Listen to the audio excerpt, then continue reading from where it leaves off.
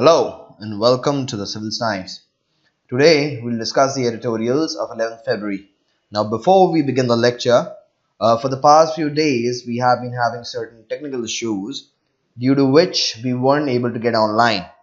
However, rest assured that continuity shall be maintained and we'll also be providing you with the lectures of 8th, 9th, 9th and 10th, and these shall be uploaded in the coming days. Now we'll begin with today's lectures. These are the editorials we are covering today.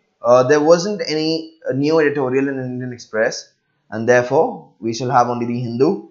Now this first editorial, the solution is universal. Strengthening the Manrega would be more prudent than a targeted cash transfer plan like PM Kisan. Now in this editorial, the authors basically make a comparison between MG Narega, what has been launched in 2005, versus the PM Kisan, which is your cash transfer scheme that has been announced in the recent interim budget. Now we'll go through this article and see what comparisons the authors are providing. Now the author says rural distress has hit unprecedented levels. According to the news reports, unemployment is highest in 45 years. In the budget speech, the author announced the Pradhan Mantri Kisan Samman Nidhi, under which vulnerable land holding farmer families having cultivable land up to 2 hectares will be provided direct income support at the rate of 6,000 rupees per year. That is vulnerable land holding families. Now these are important points about the scheme. Vulnerable land holding farmer families having cultivable land up to 2 hectares. Up to 2 hectares, this implies it covers your marginal farmers which are less than 1 hectare and your small farmers who lie between 1 to 2 hectares. So, and these shall be provided with a direct cash transfer of rupees 6,000 per year. Now this basically becomes your PM Kisan. Now the author provides a comparison. Let's see if the PM Kisan is a reasonable solution. First, the author compares the monthly incomes from both MG Narega and your PM Kisan. Now he provides, in Jharkhand, if a family of 2 members is working for 30 days, then they would earn rupees 10,080 per month or for a work of 30 days. The same in Haryana would earn them 16,860. Now Jharkhand has the lowest MG Narega wage rate and Haryana the highest. Therefore, put simply, a month of MG Narega earnings for a household is more than a year's income support through PM Kisan. So you got the idea. In Jharkhand, if a family of 2 is working for 30 days, you have a family of 2 people working in Jharkhand, then they will earn rupees 10,080 as per calculations made by the author under MG Narega daily wage rate. The same in Haryana would translate to rupees 16,000. Now this monthly wage, these are monthly. Remember, monthly in the sense they have been computed for 30 days. These are much more than your rupees 6,000 that has been transferred, and this shall be transferred per annum. This is what the author is stressing here. Now PM Kisan moreover is a targeted cash transfer program, whereas MG Narega is a universal program. Any rural household willing to do manual work is eligible to work under the act. According to 2011 socio-economic and caste census, 40% of rural households are landless and depend on manual labor. Landless can earn through the MG Narega. However, these have been excluded from the PM Kisan because we had discussed that PM Kisan is only for land holding farmers. So that becomes an issue. That is, here the author is talking about your PM Kisan, which is targeted, versus your MG Narega, which is your universal scheme. Moreover, the author further points out that universal schemes are less prone to corruption than the targeted schemes. In targeted programs, the errors of inclusion are removed. That is, where errors of inclusion meaning where the genuine beneficiaries are left out. Further, the author says the agricultural minister's letter states that the funds will be transferred electronically to the beneficiary's bank account through state notional account on a pattern similar to this. Important lessons to be learned from the MG-Narega implementation.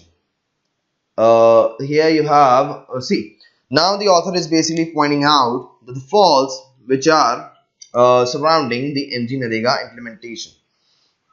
What are the issues with the implementation in MG-Narega? First, he is pointing out about the delayed payments.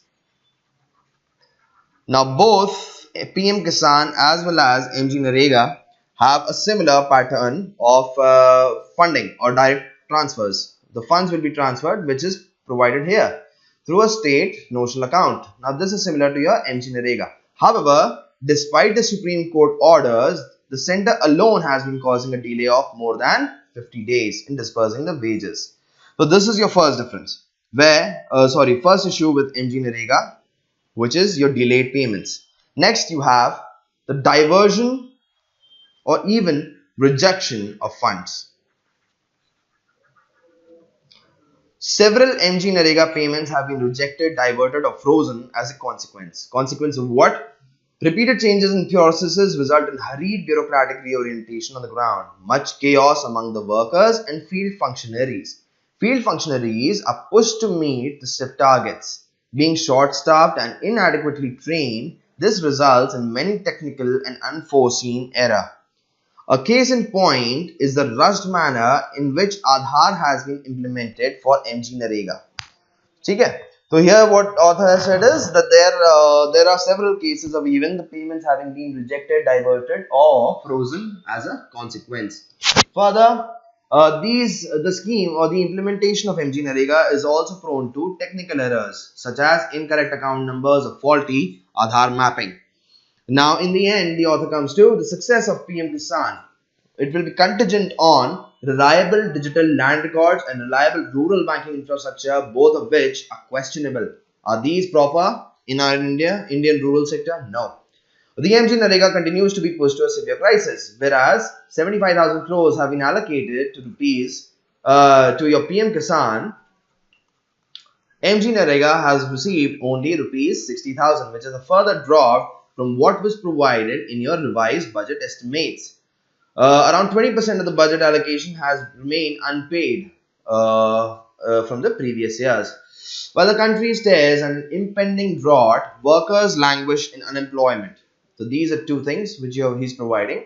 Therefore, MG-Narega, further the authors provide a case for MG-Narega as against PM Kisan.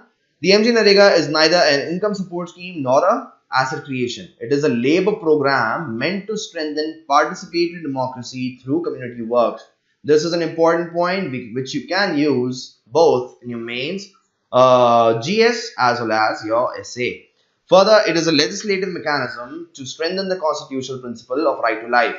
That the Manrega works have demonstratively strong multiplier effects, yet another reason to improve its implementation.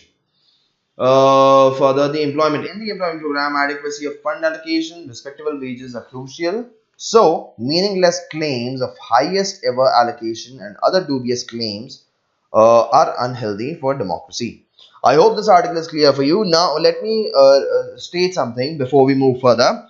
Now, before you attend these video lectures, we would like to request you to please go through the articles which are listed here yourself. You must make this effort on your own part. You cannot rely merely on listening to lectures casually.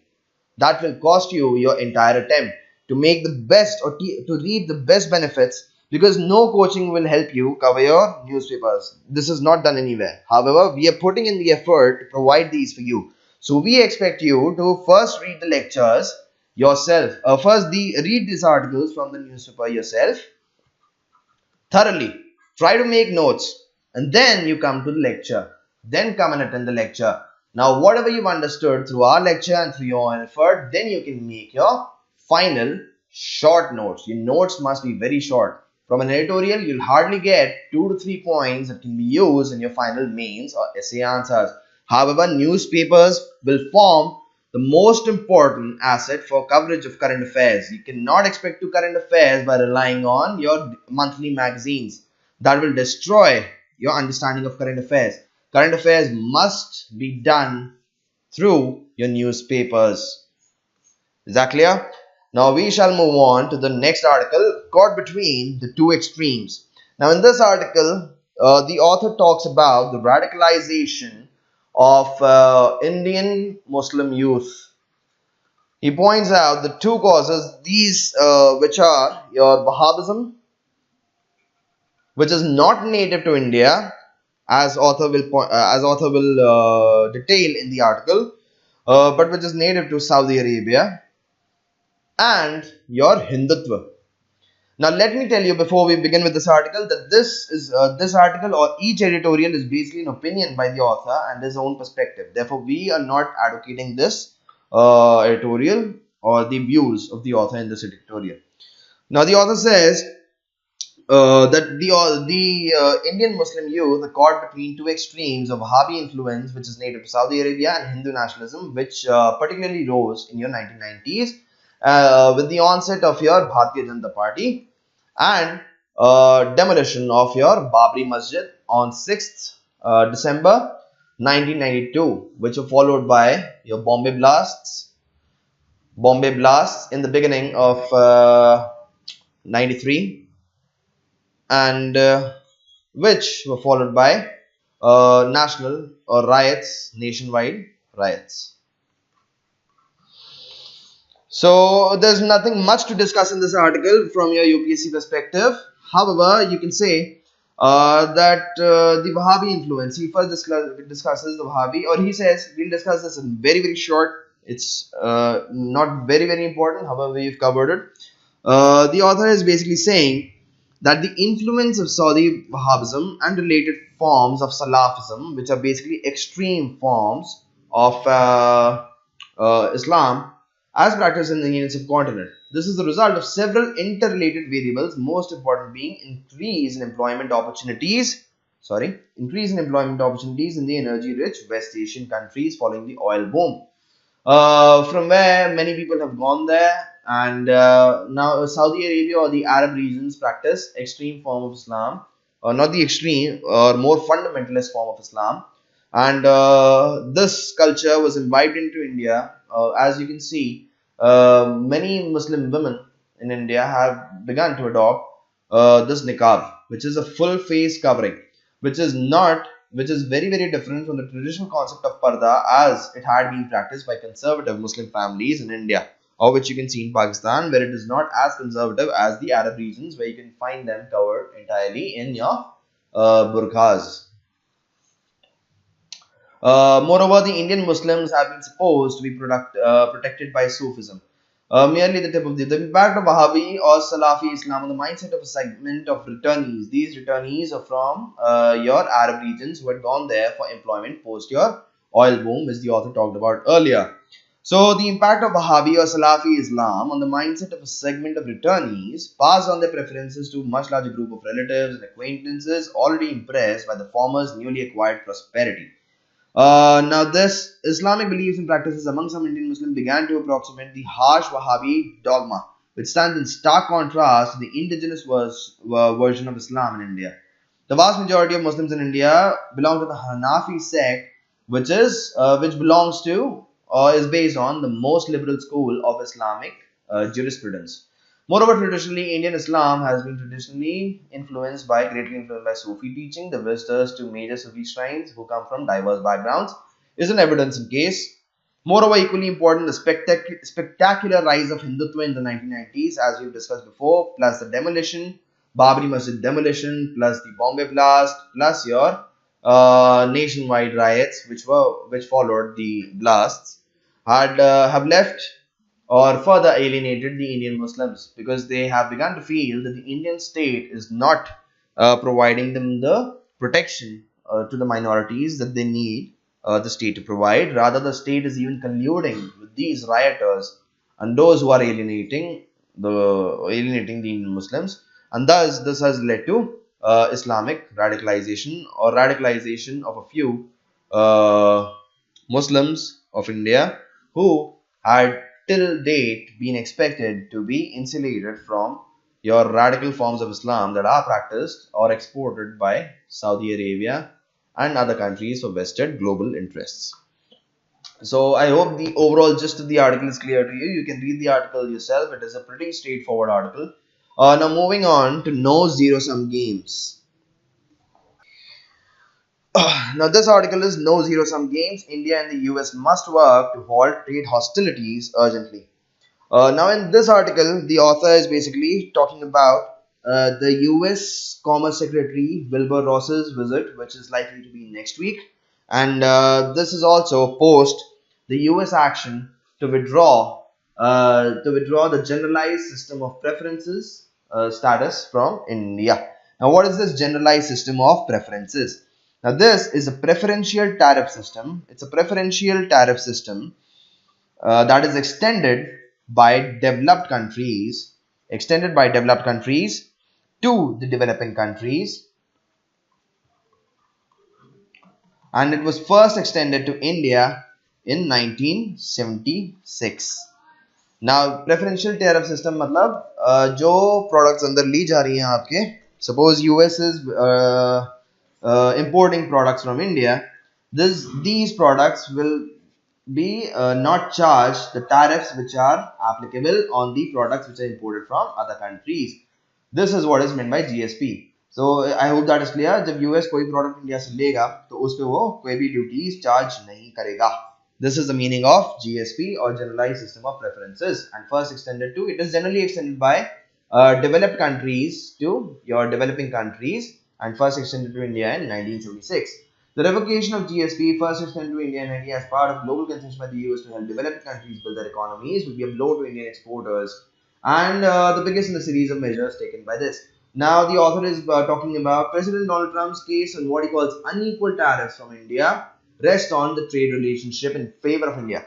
What the author is saying is that now you must have heard, or you must be aware of this, that US President Donald Trump is particularly concerned about being the unfair trade practices that had been carried out by the previous US governments, wherein US had always seemed to be at the negative end of the trade deals. And so the US, as vis-a-vis India, has also found that the balance of trade was in the favor of India. And the data is that Indian exports to the US in 2017-18 stood at 47.9 billion, while imports were 26.7 billion. Now, so in this relation, the President Donald Trump had invoked the revocation of GSP from India. Moreover, the measures are in line with Mr. Trump's campaign promises, and on the matter of Harley-Davidson cycles, he spoke directly to the Prime Minister Narendra Modi on at least 3 occasions, demanding that India zero out the tariffs to match US rates on Indian motorcycles. In March 2018, US began imposing tariffs on several Indian products, and in April, the USTR is a US trade representative, began a review of India's GSP status based on complaints of trade barriers from India it had received from the dairy industry and the manufacturers of medical devices. In retaliation, what did India do? India proposed tariffs on about 235 million of 29 American goods, but has put off the implementation at least 5 times in the past year in the hope of a negotiated trade deal settlement. India also attempted to address the trade deficit with purchase of American oil, energy, and aircraft. Now, dozens of rounds of talks, however, there has been no breakthrough. Further, this has been further pushed by the data localization which was required for all the companies operating in India, and the more recent tightening of norms for the FDI in e-commerce. Now the author is talking about a truce which must be drawn between India and US to prevent further worsening of their trade situation. It says that the US must realize that India is heading into elections and offer more flexibility in the next few months. India must keep in mind that the larger global picture is about US-China trade issues, and if a trade deal with the US is reached, India could be the biggest beneficiary out of the business deals lost by China. And therefore, there is an urgency, as the author is proclaiming, in breaking the deadlock. Now, next article, where angels are bedeviled. Now, we have already studied or discussed a lecture on angel tax a few days back. Now, you would be requested to go back and see that lecture. We'll discuss what is new in this. Now, in this article, basically the author is talking about the angel tax issue, which we had discussed a few days back, and the determination of the main cause, which is basically the cause of or the issue due to which the government had to interfere in this market, which is your determination of fair market value of shares. Now, what do we mean by fair market value? This means whenever a trade deal is carried out, both the sides are assumed to be knowledgeable and they are expected to act under no pressure. Knowledgeable in the sense they are knowledgeable about the deal which is taking on. For the past few months, angel tax issues have taken a center stage. Circulars have been issued with the hope that the matter would be resolved to everyone's satisfaction. The Department of Promotion of Industry and Internal Trade. Now, this is DPIIT. This is your DIPP, which has been renamed to Department of Promotion of Industry and Internal Trade, attempting to move afresh. From the face of it, now this public policy on angel tax was meant to curb shell companies. However, it has turned into an attack on genuine investments by angel investors. That is, the solution itself is becoming the problem. The focus was on promoting private sector investment in the country. This being the base, all of the process and rules should consider should run consistent. Every investor has a view. We won't go much into the details. Now, see, the author is saying that the section 56(2)(7)(b) of the Income Tax Act basically defines what is angel tax. Where a closely held company, this is your angel investor, issues its share at a price more than its fair market value, the amount received in excess of the fair market value will be taxed as income from other sources. Now, what is the main issue here or the main bone of contention? It is your determination of fair market value, which we have discussed. There are two conditions for a fair market price to be determined. This is that both the parties in the trade are knowledgeable of the asset as well as the circumstances under which the deal is taking place. And the second point is that the deal is carried out under no pressure. That is, neither the buyer nor the seller are pressed to go further with the deal. This determination of fair market value, which comes under the domain of IT department, which checks whether the turnover and the business returns envisaged were achieved. Now, if they weren't, the department follows the business plan and concludes that the valuation was much higher than what it should have been. This, he says, the author is saying that the market situation, which is volatile, plus these tax issues, that is, due to the volatile markets coupled with the tax issues, most financial advisors do not recommend formation of private limited companies. Strangely, it is common to find in recent businesses that could have easily benefited from the private limited tag, then becoming private, still remaining as partnerships or worse, sole proprietorships. Now, the author is saying that if the government wants to tackle the issue of shell companies, then the first task it must do is provide a clear definition of what is a shell company. That is, there should be a clear definition. Moreover, the author is saying that targeting share valuation in a company, which is crucial for attracting investment, will be harmful or will harm the genuine investors even more.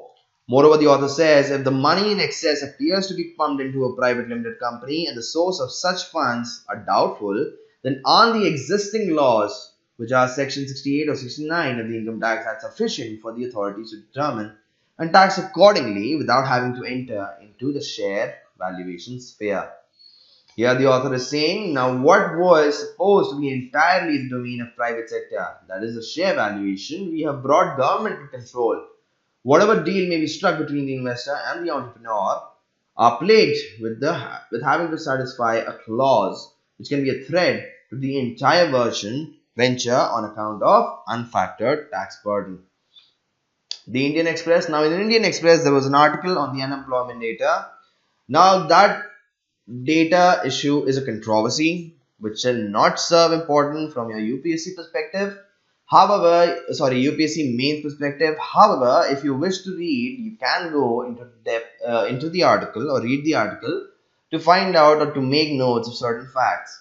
That is, which ministry or which department releases what data. For example, you have the PFMS, I suppose, which is a periodic employment data something, and the earlier were your quinquennial data, which was supposed to be released every 5 years. We shall discuss this someday in detail. We shall release a separate video. And now they have shifted to quarterly videos because the BJP or the current incumbent government had decided that more frequent labor surveys had to be carried out. Now there was a good article in Hindu on this. We shall discuss this on I think it came either on 9th or 10th.